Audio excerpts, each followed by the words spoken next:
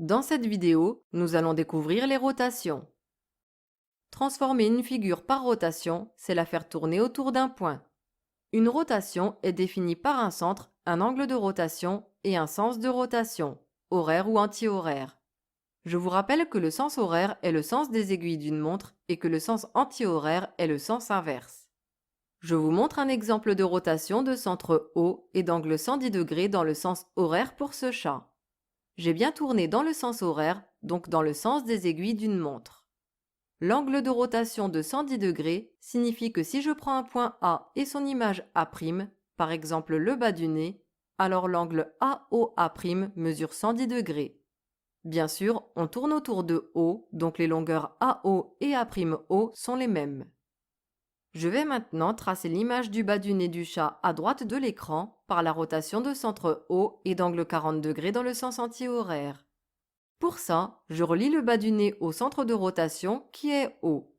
Je trace ensuite un angle de 40 degrés, au rapporteur évidemment, du bon côté. On doit aller dans le sens anti-horaire.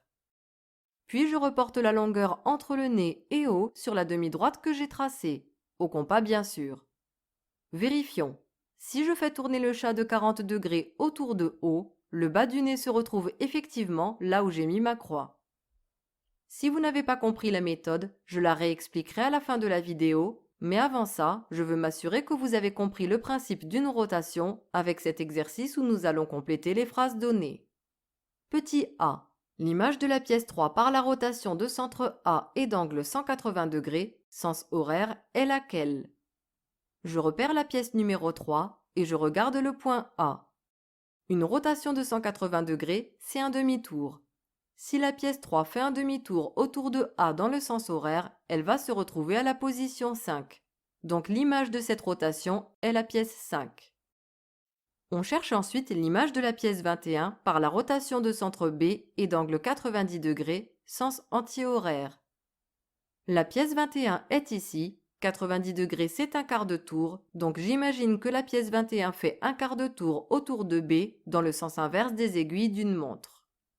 Elle se retrouverait alors au niveau de la 15, donc l'image de cette rotation est la pièce 15.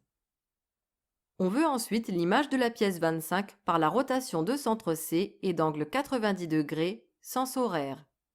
La pièce 25 est ici. J'imagine qu'elle fait un quart de tour autour de C dans le sens des aiguilles d'une montre. Elle se retrouverait alors au niveau de la 12, donc l'image de cette rotation est la pièce 12. La question D est différente puisqu'on nous donne une pièce, la 6, et son image, la 27, et on veut connaître les paramètres de la rotation permettant de passer de la pièce 6 à la 27. On remarque assez facilement que la pièce 6 doit faire un demi-tour, donc un angle de 180 degrés. Mais quel est le centre de la rotation? On devine assez facilement qu'on a tourné autour de D, donc il s'agit de la rotation de centre D et d'angle 180 degrés. Et enfin, on veut les paramètres de la rotation permettant de passer de la pièce 23 à la pièce 19 dans le sens horaire. On a fait un quart de tour dans le sens horaire, donc l'angle est 90 degrés. Et on a tourné autour de G, donc le centre est G.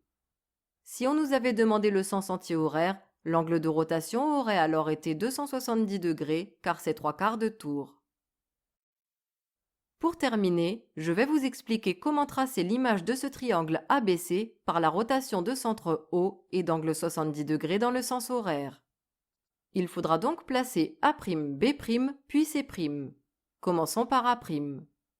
Je sais que l'angle AOA' doit mesurer 70 degrés, donc je commence par tracer la demi-droite OA. Je mesure 70 degrés avec mon rapporteur, du côté droit car on a dit sens horaire.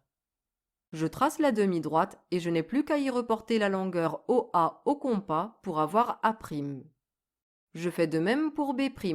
Je trace la demi-droite OB, je mesure 70 degrés avec mon rapporteur, vers le bas car on a dit sens horaire, je reporte la longueur OB au compas et j'obtiens B'. La méthode est exactement la même pour C'. Là encore, attention à tourner dans le sens horaire.